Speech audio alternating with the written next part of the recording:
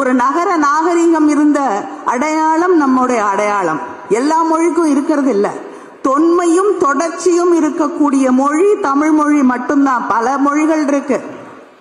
பல மொழிகளை காப்பாற்றுறதுக்காக கோடி கோடியாக ஒன்றிய அரசாங்கம் கொட்டி கொடுக்கிறது. யாரும் பேசாத மொழிக்கெல்லாம் கொட்டி கொடுக்கறாங்க.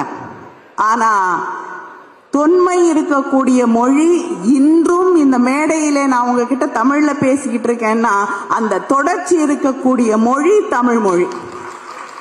அது நம்முடைய அடையாளம். ஆனால் இதையெல்லாம் மறுதலித்து விட்டு வேறு எதையெல்லாமோ நம்முடைய அடையாளங்களாக நம்முடைய முகங்களாக அங்கே கொண்டு வந்து புகுத்தும் பொழுது நாம் நம் பிள்ளைகளுக்கு ஒன்றை சொல்ல வேண்டும். இன்னைக்கு நான் படிச்சுட்டு இந்த நாட்டில் இந்த இடத்தில் இந்த நிலையிலே இருக்கிறேன் என்றால் அதற்கு பின்னால் இருக்கக்கூடிய தியாகங்கள் சும்மா வந்துடல. இன்னைக்கு நான் இந்த மேடையில ஒரு பட்டதாரியாக உங்க முன்னாடி நின்றுட்டு இருக்கேன்னா ஒரு பெண், ஒரு ஒடுக்கப்பட்ட சமூகத்திலே பிறந்த ஒரு பெண் இந்த மேடையிலே நின்று என்னால் பேச முடிகிறது, கல்லூரி படிப்பை முடிக்க முடிகிறது என்றால் அதற்கு பின்னால் இருக்கக்கூடிய தியாகங்கள். இப்ப மேடையில டாக்டர் கலாநிதி இருக்காரு.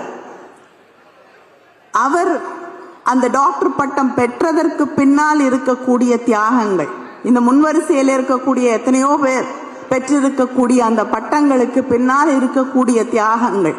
ஒரு காலகட்டத்தில் படிப்பு கிடையாது, நமக்கு மறுதளிக்கப்பட்டது, மறுக்கப்பட்டது.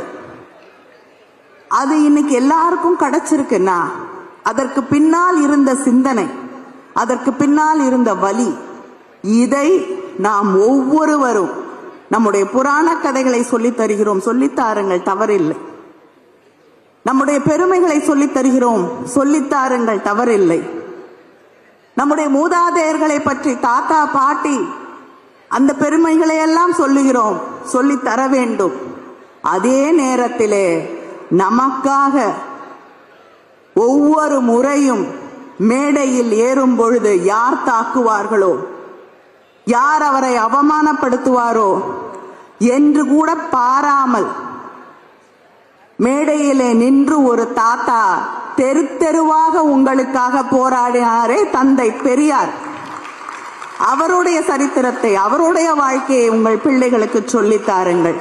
திராவிட இயக்கத்தின் பேரறிஞர் அண்ணா, தலைவர் கலைஞர், இன்று நம்முடைய தளபதி வரை வந்திருக்கக்கூடிய அந்த தியாகத்தின் வடிவங்களை, அந்த கதைகளை, அந்த செய்திகளை ஒவ்வொரு தலைவர் கலைஞருடைய திட்டத்திற்கு பின்னால் இந்த சமூகம் மாற்றம் இருந்தது.